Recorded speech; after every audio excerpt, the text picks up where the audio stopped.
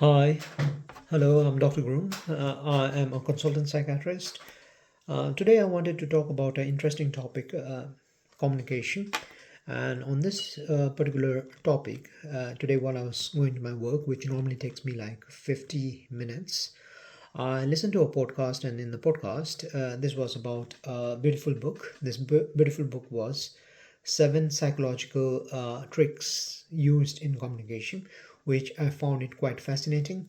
After listening to this podcast, I had a chance to reflect the seven skills.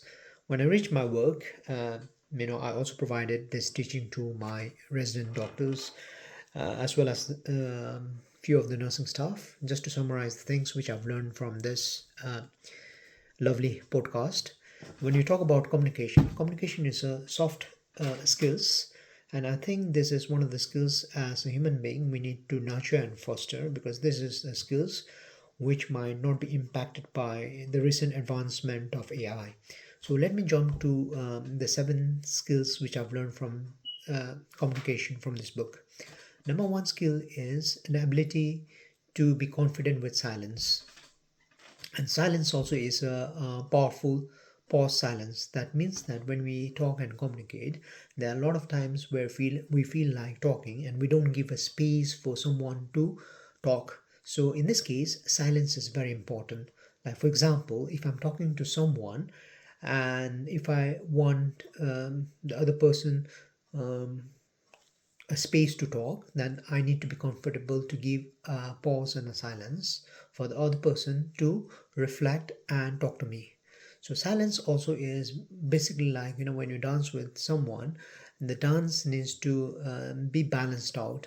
Even if you're a good dancer, and if you're not giving too much of steps to the your partner, dance might not look nice. So number one skill is we need to be comfortable with silence. Okay, number one. Number two is uh, names.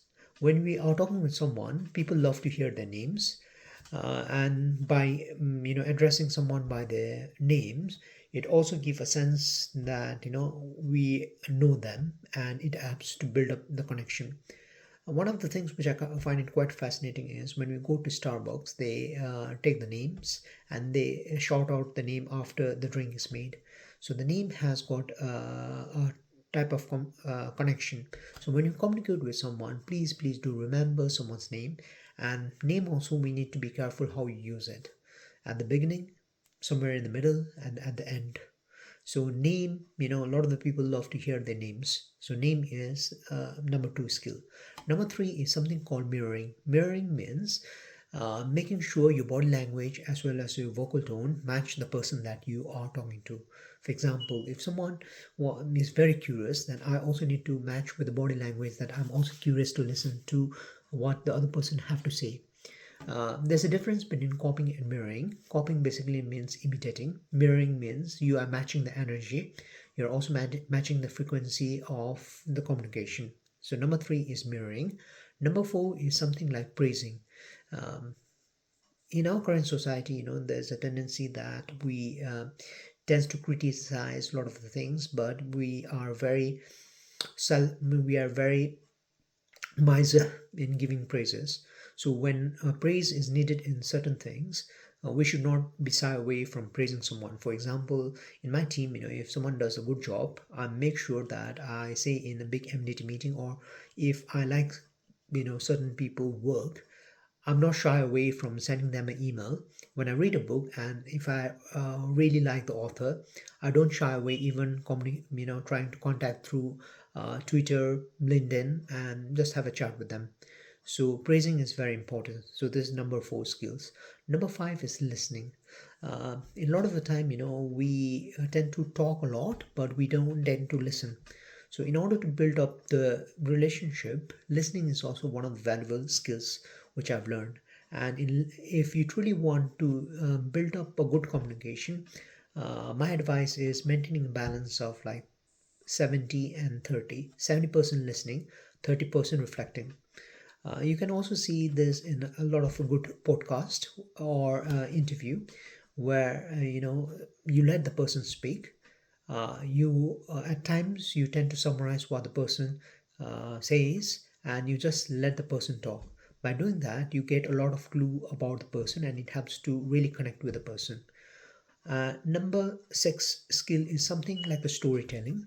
This is one of the skills that I've learned and I have utilized in my day-to-day work, as well as I also tend to use in my professional as well my personal life. Storytelling, the steps that I use is I use the format of STAR. STAR is situation, task, assessment, and recommendation. That means in a story, there's a starting point, something drama happens in the middle. When you tell a story, I would also recommend, don't shy away from showing your weakness. That helps to connect with people, and then you give an ending of how you overcome that challenge.